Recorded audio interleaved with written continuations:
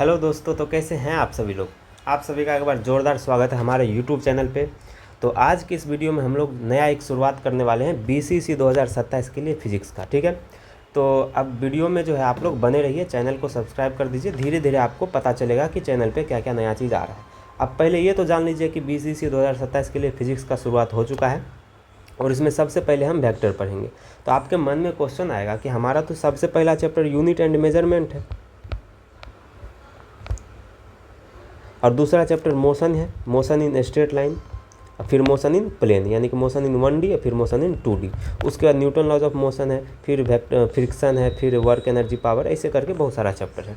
तो इसमें तो कहीं वेक्टर तो दिख ही नहीं रहा है, तो फिर वेक्टर अलग से क्यों पढ़ा रहे हैं। देखिए, मोशन इन 2D जो पढ़िएगा ना, उसमें सबसे पहले आपको वेक्टर ही पढ़ना पड़ेगा, क्योंकि अगर आप वेक्टर नहीं पढ़िएगा तो मोशन इन 2D NLM आगे का कोई भी टॉपिक आपको समझ में नहीं आएगा। ठीक है, और वेक्टर से भी पहले पढ़ना होता है बेसिक मैथ। अगर बेसिक मैथ नहीं पढ़िएगा तो पूरा फिजिक्स में आप जो है स्ट्रगल करते पाइएगा। ठीक है, तो अब हमारे पास दो ऑप्शन था कि पहला ऑप्शन था कि हम वेक्टर शुरू कर दें, दूसरा ऑप्शन था कि बेसिक मैथ शुरू कर दें। तो हम सोचे कि सबसे पहले जो वेक्टर को शुरू किया जाए, देखते हैं आप लोग का कैसा रिस्पॉन्स आता है। उसके बाद फिर बेसिक मैथ पढ़ाएंगे, उसके बाद जो है चैप्टर शुरू करेंगे। ठीक है, ऐसा नहीं सोचना है कि चैप्टर शुरू नहीं हुआ है तो इस वेक्टर का, इस बेसिक मैथ का कोई यूज़ नहीं है। देखिए, यूज बहुत ज़्यादा है, कहीं ज़्यादा आपको वेक्टर और बेसिक मैथ का ज़रूरत है, इससे ज़्यादा मोशन NLM फ्रिक्शन, इससे ज़्यादा आपको बेसिक मैथ वेक्टर का ज़रूरत है। क्योंकि अभी तक आप सब चैप्टर पढ़ रहे होंगे, कुछ कुछ समझ भी आ रहा होगा, कुछ कुछ नहीं भी आ रहा होगा। जो चीज़ समझ नहीं आ रहा है उसका दो रीज़न है। पहला रीज़न तो आपका दिमाग कमज़ोर है, उसके लिए तो फिर आपको बादाम खाना चाहिए। ठीक है, और दूसरा रीज़न ये है कि आपको जो है बेसिक कमज़ोर है, आपका बेसिक यानी कि बेसिक मैथ और वेक्टर, ये दो चैप्टर जो आपका वीक है। तो आप देख लीजिए आपका क्या कमी है। आपका अगर दिमाग कमज़ोर है तो भी इस चैनल पे आइए, उसका भी व्यवस्था होगा यहाँ पे। और आपका जो है बेसिक कमज़ोर है तो भी आइए, उसका भी व्यवस्था किया जाएगा। ठीक है, तो बिना किसी देरी के हम लोग शुरू करने वाले हैं क्लास 11th में सबसे पहला बेसिक चैप्टर वेक्टर। ठीक है, उसके बाद बेसिक मैथ पढ़ाएंगे, फिर धीरे धीरे चैप्टर आगे बढ़ेगा। ठीक है, लेक्चर का ड्यूरेशन ज़्यादा नहीं रहने वाला है और इसी कम ड्यूरेशन में ही आपको जो इतना करा दिया जाएगा कि आप जो है एग्ज़ाम में बैठने के बाद एक भी क्वेश्चन आपको नहीं लगेगा कि नोट्स से बाहर है। सारा क्वेश्चन आपके नोट्स का रहने वाला है और आपको बस क्या करना है, चैनल को सब्सक्राइब करना है। और अगर आपको थोड़ा सा भी अच्छा लग रहा है तो चैनल को सब्सक्राइब करने के बाद वीडियो को भी लाइक कर दीजिए और अपने दोस्तों तक शेयर भी कीजिए। तो चलिए बिना किसी देरी के हम लोग शुरू करते हैं वेक्टर। देखिए, ये वेक्टर जानने से पहले हमको एक चीज़ जानना होगा, उसका नाम है फिजिकल क्वांटिटी। उसका क्या नाम है? Physical quantity. इस चैप्टर का सबसे बेसिक चीज़ है फिजिकल क्वांटिटी क्या होता है। आप बताइए, आप किसी के मन में अगर क्वेश्चन आया हो कि फिजिकल क्वांटिटी क्या होता है तो उसका आंसर देने का कोशिश कीजिए। देखिए, अभी तक आप वीडियो को पॉज करके सोच लिए होंगे कि फिजिकल क्वांटिटी क्या होता है। नहीं सोचे हैं तो आप इधर सुनिए, ध्यान से सुनिए, हम आपको बताते हैं। देखिए कि जो भी चीज़ को हम मेज़र कर सकते हैं ना, वो चीज़ को फिजिकल क्वांटिटी बोलेंगे। सिंपल, यानी कि जिस भी चीज़ को हम मेज़र कर सकते हैं वो सारा चीज़ क्या है? Physical quantity. जैसे कि मान लीजिए कोई आदमी है, इसका आप क्या क्या मेज़र कर सकते हैं। हम आपको ऑप्शन देते हैं। पहला, हाइट, क्या हाइट मेज़र कर सकते हैं। दूसरा, वेट को मेज़र कर सकते हैं। तीसरा ये कितना सुंदर है, यानी कि ब्यूटी इसका। ये मान लीजिए लड़की है तो इसका ब्यूटी, ठीक है, मेज़र कर सकते हैं। चौथा, इसका जो है हैप्पीनेस, कितना खुश है। क्या क्या मेज़र कर सकते हैं बताइए। तो बहुत सारा बच्चा जो है मन में सोच लिए होंगे कि हाँ, हाइट तो मेज़र कर सकते हैं, वेट भी मेज़र कर सकते हैं, ब्यूटीनेस मेज़र नहीं कर सकते और हैप्पीनेस मेज़र नहीं कर सकते हैं। तो बस हाइट और वेट क्या हो गया? फिजिकल क्वांटिटी है। ब्यूटी और हैप्पीनेस फिजिकल क्वांटिटी नहीं है। सिंपल, जिस भी चीज़ को मेज़र कर सकते हैं वो हमारा क्या हो गया? फिजिकल क्वांटिटी है। जिस भी चीज़ को मेज़र नहीं कर सकते वो हमारा क्या हो गया? Non physical quantity. अब बात है कि पढ़ना क्या था। हम लोग को फिजिक्स में सिर्फ और सिर्फ फिजिकल क्वांटिटी के बारे में ही पढ़ना है। एक आध गो नॉन फिजिकल क्वांटिटी आएगा जो कि वहाँ बता दिया जाएगा कि ये फिजिकल क्वांटिटी नहीं है। जैसे कि इनर्शिया कोई फिजिकल क्वांटिटी नहीं है। डायपोल कोई फिजिकल क्वांटिटी नहीं है। ठीक है, ये सब कोई फिजिकल क्वांटिटी नहीं है। लेकिन हाँ, डायपोल मोमेंट फिजिकल क्वांटिटी है, डायपोल मोमेंट। तो ये सब जब आएगा तब बताया जाएगा। अभी सिंपल समझ लीजिए कि हमको सारा चीज़ पढ़ना है फिजिकल क्वांटिटी ही, जितना चीज़ पढ़ना है सब क्या है? Physical quantity. अब बाकी कुछ कुछ चीज़ एक्स्ट्रा में आएगा जो नॉन फिजिकल क्वांटिटी होगा वो उसी समय बता दिया जाएगा। ठीक है, तो अगर हम डेफिनेशन लिखना चाहे फिजिकल क्वांटिटी का तो क्या लिखेंगे बताइए? यही ना लिखेंगे कि the quantity which can be measured is called physical quantity. इसका एग्जाम्पल जैसे कि लेंथ हो गया, फोर्स हो गया, मास हो गया, यानी कि जिस भी चीज़ को हम पढ़ेंगे वो सब क्या है, फिजिकल क्वांटिटी। और पढ़ेंगे क्या, जिसको मेज़र कर सकते हैं वो फिजिकल क्वांटिटी, और उसी को हम पढ़ेंगे, ठीक है। अब आपसे कभी कोई पूछ देगा कि बताओ ये फिजिकल क्वांटिटी है कि नहीं, ये है कि नहीं, ये है कि नहीं, तो आप आंसर कैसे दीजिएगा। तो सिंपल आपको एक क्वेश्चन के थ्रू पूछते हैं। जैसे कि मान लीजिए कोई आपसे पूछेगा कि बताइए लाइट फिजिकल क्वांटिटी है कि नहीं है, is light a physical quantity, या फिर पूछ देगा is speed of light a physical quantity, या फिर पूछ देगा is frequency of light a physical quantity, तो आप आंसर क्या दीजिएगा। देखिए, आपका सबसे पहले मन में क्वेश्चन आना चाहिए कि क्या हम लाइट के स्पीड को मेज़र कर सकते हैं। तो अगर आपका आंसर यस होगा तो इसका भी आंसर क्या होगा, यस। यानी कि सिंपल है, जिस भी चीज़ को मेज़र कर सकते वही फिजिकल क्वांटिटी है ना। तो लाइट के स्पीड को तो भले हम नहीं मेज़र कर सकते, लेकिन मेज़र किया जा तो सकता है ना, तभी तो मेज़र किया गया। लाइट का स्पीड कितना होता है, c होता है। c अपना दोस्त का नाम नहीं याद करना, लाइट का स्पीड होता है c, इसका वैल्यू होता है 3 × 10⁸ मीटर पर सेकेंड, ठीक है। और इसको हम मेज़र भी कर सकते हैं, ऐसा नहीं कि हम कर लेंगे, लेकिन किया जा सकता है, ठीक है।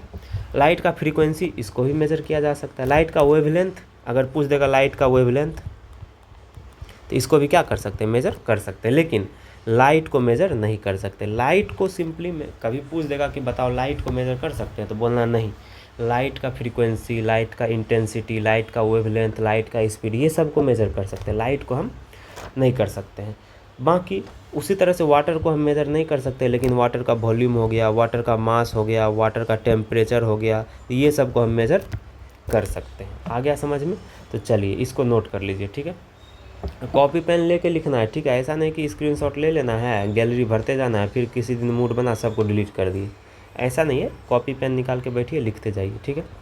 चलिए अब हम देखते हैं कि फिजिकल क्वांटिटी कितने टाइप का होता है। देखिए, आपसे एक बात पूछते हैं कि मान लीजिए कि एक रास्ता ऐसे है, ठीक है, ऐसा करके एक रास्ता है, यहाँ पे आपके दोस्त का घर है, रामू का घर है, ठीक है, ठीक है। इधर है पिंकी, ठीक है। अब पिंकी को रामू के शादी में जाना है, ठीक है। पिंकी को कहाँ जाना है, रामू के शादी में, ठीक है। अब पिंकी जो अपने घर से ऐसे करके चली, अपने घर से जो है आगे बढ़ रही है, देखिए आगे बढ़ रही है, बढ़ रही है, बढ़ रही है। अब बढ़ते बढ़ते यहाँ पे पहुँची। अब पिंकी को पता ही नहीं है कि रामू का घर है इधर कि इधर। हाँ, रामू जो है ना, रामू वो बहुत तेज़ आदमी था। पिंकी को बता दिया कि जो जंक्शन पे आओगे नहीं बीच में, यहाँ से 100 मीटर के बाद मेरा घर तुमको मिल जाएगा। अब पिंकी कंफ्यूज, 100 मीटर इधर जाना है कि 100 मीटर इधर जाना है। तो अब आप लोग बताइए कि पिंकी जो है रामू के घर कैसे पहुँचेगी। तो कोई उसको बताएगा ना कि लेफ़्ट आओ चाहे राइट आओ, तभी ना रामू के घर पहुंच पाएगी। ये जो 100 मीटर बोला है, क्या 100 मीटर बोलने से क्या पिंकी रामू के घर पहुंच पाएगी? बिल्कुल नहीं पहुंच पाएगी। अगर हम लिख देंगे कि 100 मीटर लेफ़्ट में जाओ, तब जो है पिंकी आराम से 100 मीटर लेफ़्ट जाके पहुंच जाएगी। अब एक बात बताइए कि पिंकी को अगर रामू के घर जाना है तो सिर्फ नंबर, ये 100 मीटर, 100 क्या है नंबर, मीटर क्या है यूनिट, 100 क्या है नंबर, मीटर क्या है यूनिट, और ये लेफ़्ट क्या है डायरेक्शन। तो अब बताइए पिंकी जो है सिर्फ नंबर और यूनिट को यूज करके रामू के घर पहुंच पाएगी? तो नहीं। अगर पिंकी को रामू के घर पहुंचना है तो डायरेक्शन बता के जाना होगा, बिना डायरेक्शन के पिंकी नहीं पहुंच पाएगी। तो एक तो आपको समझ आ गया कि नंबर और यूनिट से काम नहीं चलेगा, हमको डायरेक्शन भी रखना पड़ेगा अगर रामू के घर पहुँचना है तो। अब दूसरा चीज़ आपको बताते हैं, जैसे कि मान लीजिए कि पिंकी जो है, मान लीजिए थोड़ा सा मन में पता नहीं क्या आ गया, कुछ आ गया इसके मन में, रामू से पूछते कि रामू बताओ तो तुम्हारा वेट कितना है। तो अब बताइए कि रामू जो है वेट बताने के लिए डायरेक्शन देखेगा कि मेरा, ऐसा रामू बोलेगा कि मेरा वेट जो है 100 kg साउथ में है और 50 kg जो है नॉर्थ में है, ऐसा कभी बोलेगा? नहीं बोलेगा। सिंपल रामू बोल देगा कि 100 kg है, या फिर 20 kg है, या फिर 50 kg है। तो अब बताइए कि रामू का अगर मास मेज़र करना है, यानी कि वो द्रव्यमान यानी कि वज़न नापना है, तो रामू इसमें डायरेक्शन नहीं बोलेगा।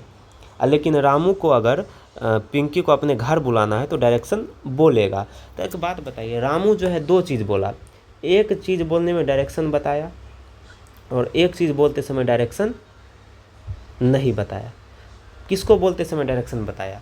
ये जो डिस्प्लेसमेंट है इसको बोलते समय डायरेक्शन बताया, लेकिन मास को बोलते समय डायरेक्शन नहीं बताया। तो अब बताइए, डिस्प्लेसमेंट भी एक फिजिकल क्वांटिटी है, अब मास भी एक फिजिकल क्वांटिटी है, लेकिन दोनों फिजिकल क्वांटिटी में अंतर क्या है?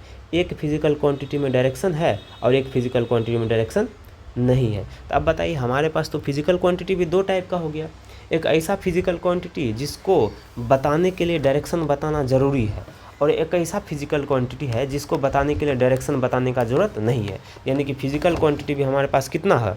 दो टाइप का। कितना है? दो टाइप का। अब बताइए कौन कौन सा है, मन में सोचिए। अब ऑफलाइन क्लास तो है नहीं, आप मन में ही सोचिए फिजिकल क्वांटिटी कितने टाइप का है? तो दो टाइप का। कौन कौन सा? अब कौन कौन सा है वो तो बताएंगे, उससे पहले आप बताइए कि एक ऐसा फिजिकल क्वांटिटी जिसके पास डायरेक्शन नहीं है और दूसरा जिसके पास डायरेक्शन है। ठीक है। अब जिस भी फिजिकल क्वांटिटी के पास डायरेक्शन नहीं है उस फिजिकल क्वांटिटी के पास नंबर और यूनिट है? बताइए तो। जैसे कि मान लीजिए कि रामू का वजन जो है मास बराबर है 20 kg। इतना कुपोषित तो नहीं होगा, खैर मान लेते हैं 20 kg है। तो 20 एक क्या है? नंबर है, और kg क्या है? यूनिट है। तो बताइए, इसके पास डायरेक्शन तो नहीं है लेकिन नंबर और यूनिट तो है ना, नंबर भी है और यूनिट भी है। हाँ, अगर डायरेक्शन वाला बात करते हैं, अगर बोल दिया कि 100 किलोमीटर चाहे 100 मीटर साउथ, क्या बोल दिया? 100 metre south, for example 100 kilometre south. तो बताइए, इसमें ये क्या है? नंबर है, और ये क्या है? यूनिट है, और ये क्या है? डायरेक्शन है। तो बताइए, चाहे डायरेक्शन हो चाहे डायरेक्शन ना हो, लेकिन नंबर और यूनिट तो दोनों में होगा। तो हम बोल सकते हैं कि इधर जो है डायरेक्शन भी है, नंबर भी है और यूनिट भी है ना। तो अब बताइए कि हमारे पास दो तरह का क्वांटिटी आया। एक ऐसा क्वांटिटी जिसके पास नंबर और यूनिट के साथ डायरेक्शन नहीं है, और एक ऐसा क्वांटिटी जिसके पास नंबर और यूनिट के साथ डायरेक्शन भी है। तो ऐसा क्वांटिटी जिसके पास नंबर और यूनिट के साथ डायरेक्शन है उसको बोलते हैं वेक्टर क्वांटिटी। क्या बोलते हैं? Vector quantity. और जिस भी क्वांटिटी के पास सिर्फ नंबर और यूनिट है, डायरेक्शन नहीं, उसको बोलते हैं स्केलर क्वांटिटी। ठीक है।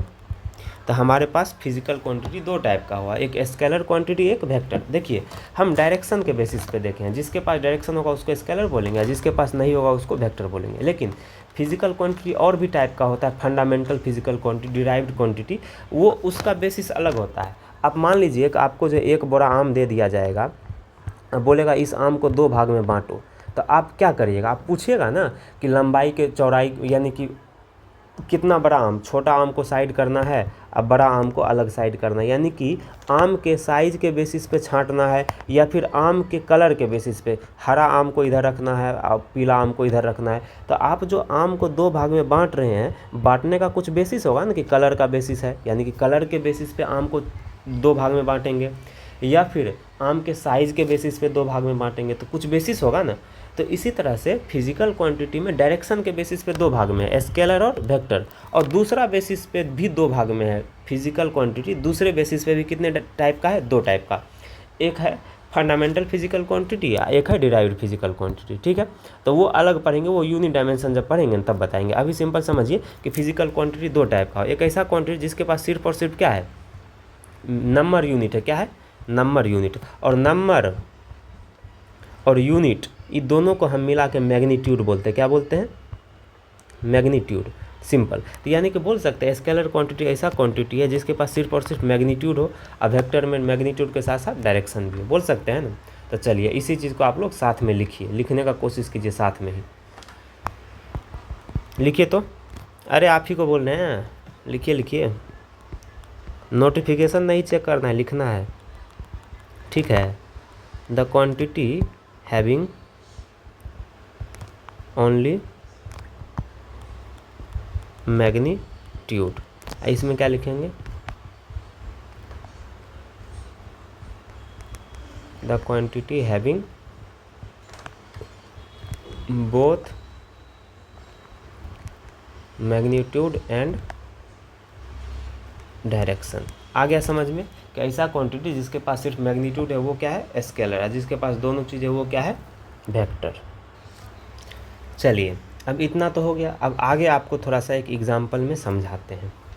जैसे कि मान लीजिए एक ऑब्जेक्ट है, ठीक है। इस पे ना, ये ऑब्जेक्ट का नाम ए है, इस पे ना दो आदमी फोर्स लगाया, एक आदमी फोर्स लगाया इधर 10 न्यूटन का, ठीक है, दूसरा आदमी फोर्स लगाया इधर 15 न्यूटन का। तो बताइए इस ए ऑब्जेक्ट पे टोटल फोर्स कितना लगेगा, नेट फोर्स कितना लगेगा? 25 न्यूटन। ये तो सिंपल बात है, 10 और प्लस 15 क्या करेंगे तो आ जाएगा 25। अब थोड़ा देर के बाद क्या हुआ कि ए पे ना यही ऑब्जेक्ट ए ही है, इस पे एक आदमी इधर 10 लगा रहा था, लेकिन दूसरे आदमी का मन थोड़ा सा बदल गया, वो इधर लगाने लगा 15 न्यूटन। तो बताइए इस पे फोर्स कितना लगेगा, नेट फोर्स? आप सिंपल समझिए कि इस डब्बा को एक आदमी इधर खींच रहा है 10 न्यूटन लगा के, और दूसरा आदमी इस डब्बा को इधर खींच रहा है कितना लगा के, 15। तो ओवरऑल आपको नहीं लगता है कि डब्बा इधर खिसक जाएगा 5 न्यूटन से, क्योंकि 10 न्यूटन इसका 10 को काट देगा और बाकी 5 न्यूटन से ये एक्स्ट्रा इधर चला जाएगा। इस पर तो नेट फोर्स कितना लगा, 5 ही न्यूटन लगा ना। यानी कि 10 और 15 को जोड़े तो यहाँ पे 25 आया और यहाँ पे 5 आया। तो आपको नहीं लग रहा है कि ये जो है थोड़ा अलग तरह का मैथ है, कि इसका डायरेक्शन बदला तो ये प्लस होने के बदला माइनस हो गया ना। तो यही है वेक्टर का मैथ। समझ में आ गया कि वेक्टर को हम सिंपली नहीं जोड़ सकते हैं कि 10 + 15 25 हमेशा नहीं होगा।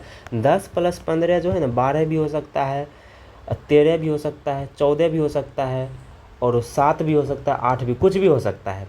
लेकिन अगर ये स्केलर होता तो 10 + 15 हमेशा क्या होता, 25। तो आपको एक बात तो समझ में आ गया होगा कि वेक्टर को जोड़ने के लिए हम नॉर्मल मैथमेटिक्स से जोड़ नहीं सकते, उसके लिए हमको एगो अलग मैथ पढ़ना होगा। अब दूसरा एग्जांपल देते हैं स्केलर का। मान लीजिए एगो रूम में एगो आदमी है और दूसरा भी आदमी है, एक का नाम ए है, दूसरा का नाम बी है, तीसरा का नाम सी है, जो कि आपका फेवरेट दोस्त है सी। अब ए का वज़न है 10 किलो, बी का वज़न है 20 किलो और सी का वज़न भी है 20 किलो।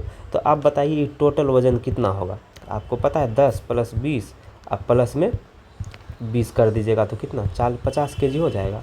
लेकिन थोड़ा देर के बाद क्या होगा, ये जो ऊपर में सी लटका था ना, ये जो सी ऊपर में लटका था वो कहाँ आ जाएगा, वो नीचे आ जाएगा। ऊपर से हट के कहाँ जाएगा, देख लीजिए ऊपर से हट के कहाँ जाएगा। मान लीजिए ऊपर में लटका था 20 किलो का आदमी, ये भी बीच में आ गया, तो भी तो इस रूम का वज़न 50 किलो होगा। तो इसका मतलब आदमी चाहे ऊपर हो और चाहे नीचे आ जाए उससे कोई फ़र्क नहीं पड़ेगा, पहले भी 50 किलो था, बाद में भी 50 किलो।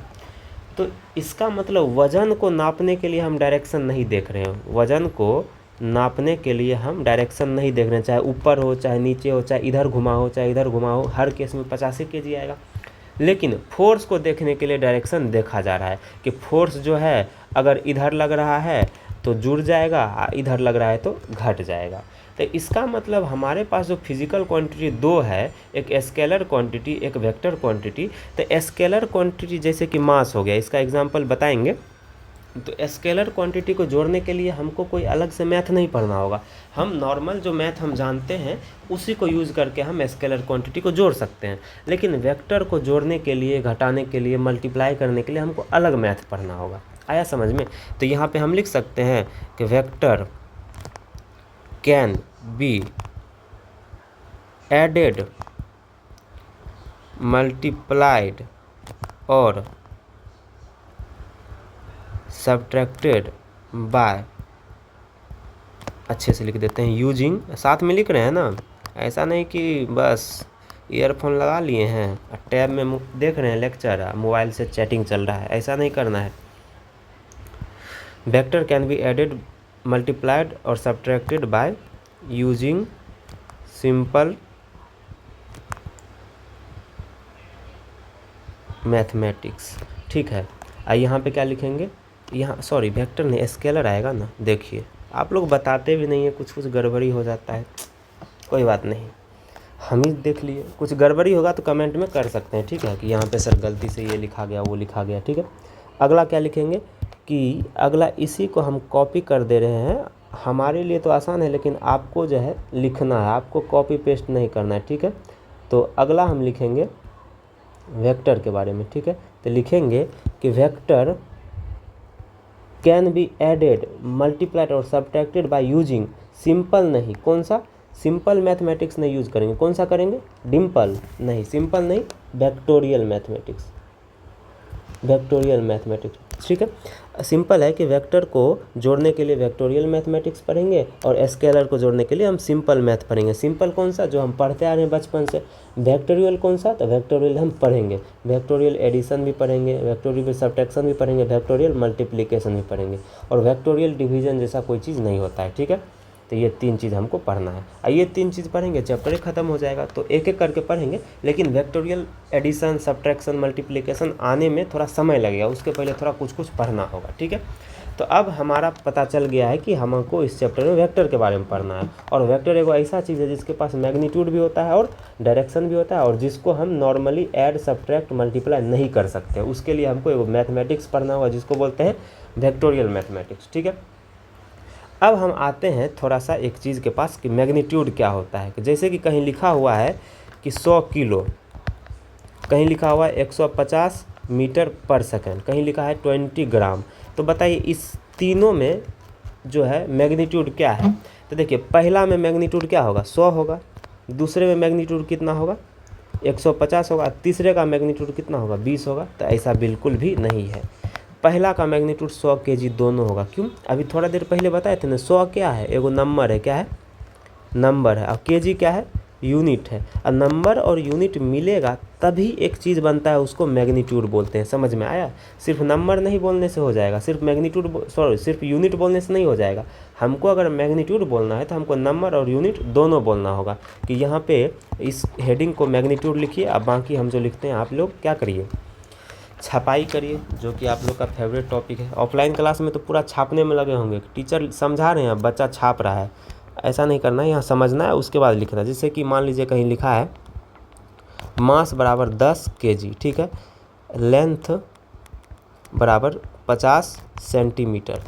उसके बाद अगर लिख देते हैं, हम क्या लिख देते हैं, कुछ भी लिख देते हैं, वॉल्यूम बराबर, वॉल्यूम मतलब कुछ गलत नहीं समझना है, वॉल्यूम मतलब लीटर में जो नापते हैं, वॉल्यूम बराबर 5 लीटर, ठीक है, 40 लीटर, चलिए 40।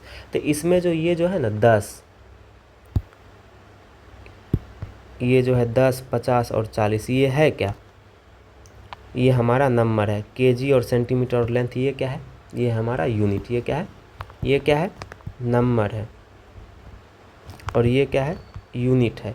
और ये दोनों को मिला देंगे तब क्या बनेगा, मैग्नीट्यूड। तो समझ में आ गया। तो ये 10 यूनिट नहीं है, 10 नंबर है, केजी नंबर नहीं है, केजी यूनिट है। और 10 और केजी दोनों को मिला देंगे तो जो बनेगा उसको क्या बोल देंगे, मैग्नीट्यूड। आ गया समझ में। चलिए लिख लीजिए। अब अगला चीज़ हम देखने वाले हैं डायरेक्शन। अगला चीज़ क्या देखने वाले हैं, डायरेक्शन। तो देखिए इतना दिमाग नहीं लगाना है, हमारे पास 4 डायरेक्शन है। एक बार अच्छे से हम बना लेते हैं, ठीक है।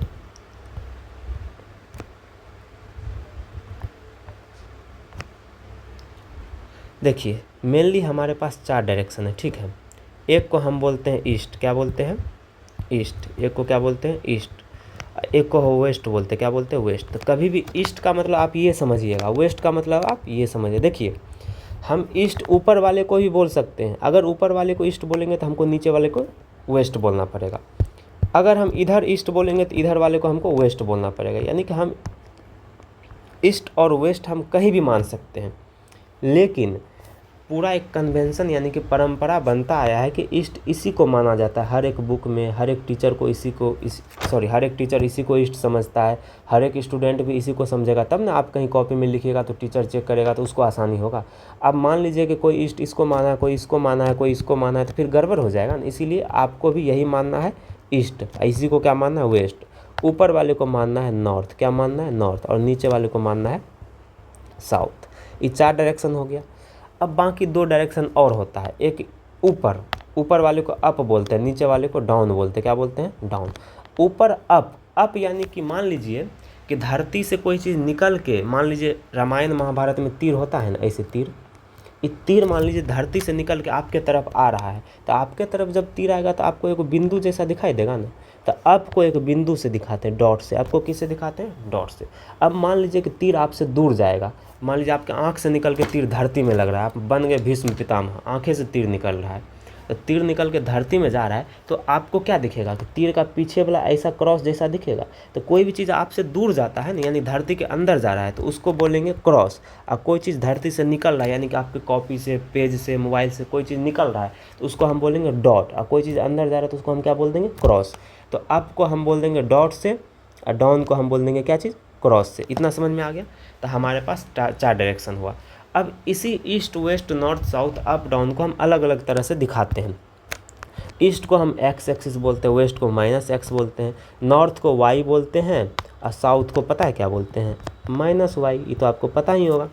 उसी तरह अप को हम बोलते हैं प्लस जेड, और डाउन को हम बोलते हैं माइनस जेड। ठीक है, सिंपल ये दिखाने का तरीका है। East, west, north, south, X minus X, Y minus Y, Z minus Z. ठीक है। अब तीसरा एक और चीज़ है दिखाने का, मतलब है तो वही चीज़ ईस्ट, वेस्ट, नॉर्थ, साउथ, लेकिन इसी को अलग अलग तरह से दिखाते हैं। कोई जो है ईस्ट को बोल देता है, पता है क्या बोल देता है, कोई ईस्ट को बोल देता है आई कैप। क्या बोल देता है, आई, और उसमें कैप लगा देता है। तो आई कैप बोले, ये कैप है, ये समझाएंगे थोड़ा देर बाद, हो सकता है अगले लेक्चर में, हो सकता है उसके अगले में, ये पता चलेगा। सिंपल समझिए, ईस्ट को ही एक्स बोलते हैं और एक्स को ही आई बोलते हैं, तीनों का मतलब सेम हुआ। उसी तरह नॉर्थ को क्या बोलेंगे, जे बोलेंगे। क्या बोलेंगे, जे। उसी तरह अप को, जेड को क्या बोल देंगे, के। तो सिंपल एक्स वाई जेड है, तो एक्स को आई बोल देते हैं, वाई को जे बोल देते हैं, जेड को के बोल देते हैं। उसी तरह माइनस एक्स को माइनस आई बोल देंगे, माइनस वाई को माइनस जे बोल देंगे, माइनस जेड को माइनस के बोल देंगे। सिंपल है, इसमें कोई रॉकेट साइंस नहीं है। अब फिर भी आपको नहीं समझ में आ रहा है तो फिर कभी मिलिए अकेले में। चलिए, इसको हम क्या बोलेंगे, माइनस जे बोल देंगे। ठीक है, इसको क्या बोल देंगे, माइनस आई, फिर इसको क्या बोल देंगे, माइनस के। आ गया समझ में। तो चलिए ठीक है, अब डायरेक्शन क्या होता है ये भी पता चल गया, मैग्नीट्यूड क्या होता है ये भी पता चल गया। अब मैग्नीट्यूड डायरेक्शन दोनों को मिला देंगे तो क्या बन जाएगा, हमारा वेक्टर बन जाएगा। आ गया समझ में। तो चलिए आगे का हम टॉपिक पढ़ते हैं कि वेक्टर को बदल कैसे सकते हैं। सिंपल, मान लीजिए एगो आदमी है, ये आदमी के पास बॉडी है, क्या है, बॉडी, शरीर तो होगा ना, बिना शरीर के तो आदमी हो नहीं सकता। और इसके पास मान लेते दिमाग है, ब्रेन है, माइंड है। तो इस आदमी का किसी दिन बॉडी बदल गया तो क्या ये आदमी बदलेगा कि नहीं। सिंपल समझिए, तो मान लीजिए बॉडी में लड़का जैसा दिख रहा है, किसी दिन लड़की जैसा दिखने लग गया, तो बोलिएगा ना कि हाँ ये आदमी बदल गया। तो अगर बॉडी बदला तो आदमी भी बदल गया। और किसी दिन बॉडी सेम है लेकिन दिमागे बदल गया, पागल की तरह डांस करने लग गया। नॉर्मली डेली आता था कोट पैंट पहन के, किसी दिन सूट सलवार पहन के आ गया। तो बताइए, इसका दिमाग बदला तभी तो कोट पैंट से सूट सलवार पहना, तो भी तो आदमी बदल गया ना। किसी दिन आपसे पैसा मांगने लग गया तो दिक्कत हो गया ना। तो समझिए कि अगर किसी आदमी के पास बॉडी है और माइंड है, या तो अकेले बॉडी बदला तो भी ये आदमी बदल गया, अकेले दिमाग बदला तो भी बदल गया, और किसी दिन दोनों चीज़ बदल गया, बॉडियो बदल गया, दिमागो बदल गया, यानी लड़की जैसा बॉडी भी हो गया, लड़की जैसा कपड़ा भी पहन लिया। तो बताइए, तो भी तो आदमी बदलेगा ना। यानी कि इस आदमी को बदलने के लिए इसके बॉडी का बदलना भी ज़रूरी है, या फिर अकेले माइंड बदल जाए तो भी आदमी बदल जाएगा, या फिर दोनों चीज़ बदल जाए तो भी बदल जाएगा। तो सिंपल समझिए कि किसी भी चीज़ में दो चीज़ें, जैसे कि वेक्टर है, वेक्टर के पास दो चीज़ है ना, वेक्टर के पास क्या क्या चीज़ है बताइए, तो दो चीज़ है, मैग्नीट्यूड है और क्या है, डायरेक्शन है। तो अगर इस आदमी का, इस वेक्टर का हमको बदलना है, वेक्टर को क्या करना है, बदलना है, तो या तो अकेले मैग्नीट्यूड बदल दो तो भी वेक्टर बदल जाएगा, या तो डायरेक्शन बदल दो तो भी बदल जाएगा, या फिर दोनों बदल दो तो भी बदल जाएगा। तो अगर कोई कभी पूछेगा क्वेश्चन कि वेक्टर को कैसे चेंज कर सकते हैं, तो क्या बोलिएगा, तो vector can be changing by changing it's either magnitude, यानी कि या तो सिर्फ इसका मैग्नीट्यूड बदल दो और इट्स डायरेक्शन, या फिर उसका डायरेक्शन बदल दो, या फिर दोनों और both, magnitude and direction. Simple, आ गया समझ में। या फिर इसका मैग्नीट्यूड सिर्फ बदलो, या सिर्फ डायरेक्शन बदलो, या फिर दोनों चीज़ बदल दो, तो भी क्या हो जाएगा, ये वेक्टर क्या हो जाएगा, बदल जाएगा। क्यों, क्योंकि इसके पास दो चीज़ होता है, मैग्नीट्यूड और डायरेक्शन। तो दोनों में से कोई एक बदलो चाहे दोनों बदल दो। आ गया समझ में। तो चलिए इसको लिख लीजिए। आगे हम पढ़ेंगे रिप्रेजेंटेशन ऑफ वेक्टर, वेक्टर को कैसे रिप्रेजेंट करते हैं। देखिए, वेक्टर के पास दो चीज़ होता है, क्या क्या होता है, अभी तक तो आपको पता चल गया होगा, नहीं पता चल गया होगा तो पता कर लीजिए फिर से। वेक्टर के पास दो चीज़ होता है, क्या क्या, मैग्नीट्यूड होता है, दूसरा क्या होता है, डायरेक्शन होता है। दो चीज़ होता है ना। तो वेक्टर को रिप्रेजेंट कैसे करेंगे, तो हमारा मेन टॉपिक है कि रिप्रेजेंटेशन ऑफ वेक्टर। तो देखिए, वेक्टर को मतलब रिप्रेजेंट करना है तो किसी भी वेक्टर को रिप्रेजेंट करते हैं ऐसे, जैसे कि मान लीजिए एगो वेक्टर का एग्जांपल लेते हैं फोर्स, एक एग्जांपल क्या लेते हैं फोर्स, तो फोर्स को रिप्रेजेंट करेंगे एफ से। किससे रिप्रेजेंट करेंगे? एफ से। जैसे वेलोसिटी है, वेलोसिटी को किससे करेंगे? वी से। एक्सेलरेशन को है तो एक्सेलरेशन को किससे करेंगे? ए से। लेकिन ये तीनों चीज़ वेक्टर है ना, फोर्स भी वेक्टर है, वेलोसिटी भी वेक्टर है और एक्सेलरेशन भी वेक्टर है, तो जो भी चीज़ वेक्टर होता है ना उस पर एरो लगा देते हैं। क्या लगा देते हैं? एरो। तो कहीं पे लिखा हुआ है डब्लू, तो इसका मतलब समझना है कि सिर्फ वर्क है, ये वेक्टर नहीं है। सिर्फ डब्लू लिखा है इसका मतलब ये स्केलर चीज़ है। कहीं पे लिखा होगा आपका पी और उस पर एरो दिया होगा तो आप समझ जाएगा हाँ ये पी जो भी चीज़ है ना वो क्या है? वेक्टर है। आ गया? तो यानी कि वेक्टर को रिप्रेजेंट करते हैं, सबसे पहले उसका सिंबल लेते हैं, उस पर एरो लगा देते हैं। अगर उस पर एरो लगा दिए तो समझ जाइए कि वो क्या है? वेक्टर है। ठीक है। अब वेक्टर में दो चीज़ होता है, मैग्नीट्यूड होता है और डायरेक्शन। तो वेक्टर का मैग्नीट्यूड रिप्रेजेंट करना है ना तो सिंपल एफ लिख दीजिए, एरो लगाने का जरूरत है नहीं। और डायरेक्शन रिप्रेजेंट करना है तो एफ के ऊपर एगो कैप लगा देते हैं, यानी कि किसी भी चीज़ के ऊपर कैप लगाने से समझिए वो उसका डायरेक्शन है। अभी एग्जांपल देंगे समझ में आएगा, बाकी आप इतना घबराइए नहीं, थोड़ा थोड़ा कोशिश करिए समझने का, थोड़ा देर बाद पूरा क्लियर हो जाएगा। तो जैसे कि मान लीजिए कि कहीं लिखा हुआ है, एक लिखते हैं, थोड़ा साथ में लिखते भी जाइए। कहीं लिखा हुआ है कि velocity of a body is 40 metre per second along north, then भी बराबर क्या होगा? भी बराबर क्या होगा? भी कैप बराबर क्या होगा? सिंपल। तो देखिए वेलोसिटी भी कैप मतलब क्या, सॉरी भी पे एरो है, इसका मतलब क्या होगा? वेक्टर है। तो यहाँ पे क्या लिख देंगे? 40 मीटर पर सेकेंड नॉर्थ। क्या लिख देंगे? 40 मीटर पर सेकेंड नॉर्थ। क्यों? क्योंकि भी कैप पूछ रहा है तो इसका मतलब हमको डायरेक्शन के साथ बताना होगा ना, क्योंकि हमसे वेक्टर पूछ रहा है। भी कैप का मतलब, सॉरी भी पे एरो है, एरो का मतलब क्या होता है? वेक्टर। सिर्फ भी पूछ रहा है यानी कि सिर्फ हमसे मैग्नीट्यूड पूछ रहा है, तो हम क्या लिखेंगे? 40 नहीं, हम लिखेंगे 40 मीटर पर सेकेंड, क्योंकि मैग्नीट्यूड में दोनों चीज़ आता है ना, नंबर और यूनिट दोनों आता है। तो सिंपल हमसे सिर्फ भी पूछा है तो इसका मतलब हमसे सिर्फ मैग्नीट्यूड पूछा है। भी कैप पूछा है तो सिर्फ डायरेक्शन पूछा है, तो क्या लिख देंगे? नॉर्थ। लेकिन पूरा भी पे एरो लगा के पूछा है तो हमको इसी में मैग्नीट्यूड भी बताना है, डायरेक्शन भी बताना है। आ गया समझ में? बस यही है। अब मैग्नीट्यूड लिखने का एक और तरीका है, जैसे कि भी ये क्या है? वेक्टर है, इसको ऐसे मॉड में लगा देंगे ना तो इसका मैग्नीट्यूड हो जाएगा सिंपल। तो यानी कि मैग्नीट्यूड या तो एफ लिख दीजिए या फिर एफ पे क्या लगा दीजिए? मॉड लगा दीजिए। चलिए समझ में आ गया। अब वेक्टर को भी दिखाने का एक और तरीका है, या तो एफ लिख के कैप एरो लगा दीजिए, या फिर दूसरा नियम है कि एफ को ना थोड़ा ऐसे करके बोल्ड लेटर में डार्क करके लिख दीजिए, तो भी एक ही मतलब हुआ। यानी कि अगर आपसे पूछेगा भी बताओ ऐसे करके, अच्छा है ऐसे बताओ, दोनों का मतलब सेम हुआ। आ गया समझ में? तो वेक्टर को दिखाने का दो तरीका है, मैग्नीट्यूड दिखाने का दो तरीका है, डायरेक्शन दिखाने का एक तरीका है। क्लियर हो गया? तो बस ये रिप्रेजेंटेशन है, इस पर इतना दिमाग नहीं लगाना है, लोड नहीं लेना, आराम से समझिए, मस्त। ठीक है।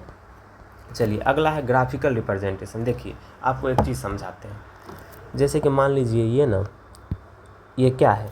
ये एक एरो है। ये क्या है? एक एरो है। एरो में दो चीज़ है, एक पीछे वाला को हम टेल बोलते हैं, क्या बोलते हैं? टेल। और आगे वाला को क्या बोलते हैं? हेड बोलते हैं। ठीक है। अब यही एक तरह का समझिए कि ग्राफिकल रिप्रेजेंटेशन है। ग्राफिकली हम वेक्टर को एक तीर से दिखाते हैं। किससे दिखाते हैं? तीर से। अब जैसे कि मान लीजिए वो गाड़ी है, गाड़ी ऐसे तीर लगा हुआ है तो आपको क्या समझ में आएगा कि गाड़ी इधर चल रहा है। अगर गाड़ी पर ऐसे तीर होगा तो आप क्या समझिएगा? ऊपर चल रहा है। अगर तीर ऐसे होगा तो क्या समझिएगा? गाड़ी इधर चल रहा है। यानी कि एरो का जो है हेड जिधर होता है उधर ही डायरेक्शन आप मान लेते हैं ना। ये तो आपको कोई सिखाया नहीं होगा कि जिधर हेड होगा डायरेक्शन मान लो, लेकिन अपने आप ऑटोमेटिक तो मान लेते होंगे ना। कहीं रोड पे लिखा हुआ होगा कि इधर जाना है, मान लीजिए वो जो जा रही थी पिंकी रामू के घर, अगर लिखा रहता आपको 100 मीटर इधर, तो पिंकी अपने आप इधर चल जाती ना। क्यों जाती? क्योंकि पिंकी देख रही है कि तीर का हेड इधर है तो हमको इधर जाना है। तो इससे क्या समझ में आया कि तीर का हेड हमको डायरेक्शन बताता है। क्या बताता है? डायरेक्शन। क्या बताता है? हेड क्या करता है? Represent direction. तीर का टेल क्या बताएगा? टेल कुछ नहीं बताता है, हेड डायरेक्शन बताता है और टेल कुछ नहीं बताता है। ये लंबाई जो है ना ये मैग्नीट्यूड बताता है, ये जो लेंथ है ना ये हमको मैग्नीट्यूड बताता है। क्या बताता है? Magnitude of vector. यानी कि तीर का लेंथ ऑफ एरो हमको क्या बताता है? मैग्नीट्यूड। जैसे कि मान लीजिए कहीं लिखा है कि फोर्स बराबर 10 न्यूटन ऐसे, तो तो अगर कोई पूछ देगा फोर्स बराबर 20 न्यूटन तो आपको ऑटोमेटिक ऐसे बनाना होगा। क्यों? क्योंकि 10 न्यूटन का मतलब इतना बड़ा, तो 20 न्यूटन इसका डबल होगा। कहीं बोल देगा फोर्स बराबर -10 न्यूटन तो आपको सीधे 10 न्यूटन इतना ही बड़ा बनाना है, लेकिन इधर बना देना है बस।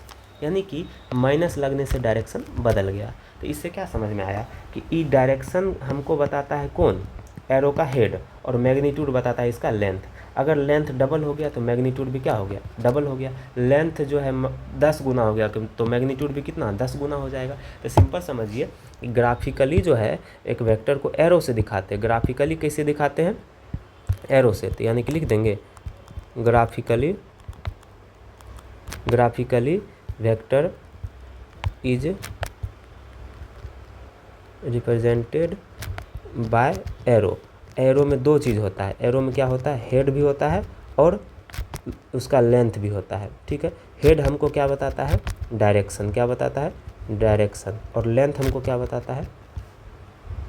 मैग्नीट्यूड। सिंपल है कि हेड का डायरेक्शन जिधर होगा हम समझ जाएंगे कि वेक्टर का डायरेक्शन उधरे है, और मैग्नीट्यूड जितना ज़्यादा होगा लेंथ उतना ज़्यादा होगा। मैग्नीट्यूड जितना कम होगा, तीर का मैग्नीट्यूड जितना कम होगा किसी वेक्टर का, तो तीर का लेंथ उतना ही कम होगा। आ गया समझ में? अब जो है ये तो समझा ही दिए। अब बाकी प्रॉपर्टी ऑफ वेक्टर पढ़ेंगे अगले क्लास से। अगले क्लास में हम लोग प्रॉपर्टी ऑफ वेक्टर पढ़ेंगे, और उसके बाद धीरे धीरे चैप्टर आगे बढ़ेगा। आप लोग को अगर वीडियो अच्छा लगा हो तो आप कमेंट में बताइए कि कितना अच्छा लगा। कोई गड़बड़ी है तो भी बताइए, कुछ सुधार करना है तो भी बताइए। और बाकी आप लोग चैनल को सब्सक्राइब कर दीजिए, और डिस्क्रिप्शन में एक बार देख लीजिएगा, वहाँ पर पता चल जाएगा आपको नोट्स कहाँ पर मिलने वाला है। और तब तक के लिए बहुत बहुत थैंक यू आप लोग को, हमारे चैनल से जुड़ने के लिए। मिलते हैं अगले वीडियो में, तब तक के लिए नमस्ते, बाय बाय, थैंक यू।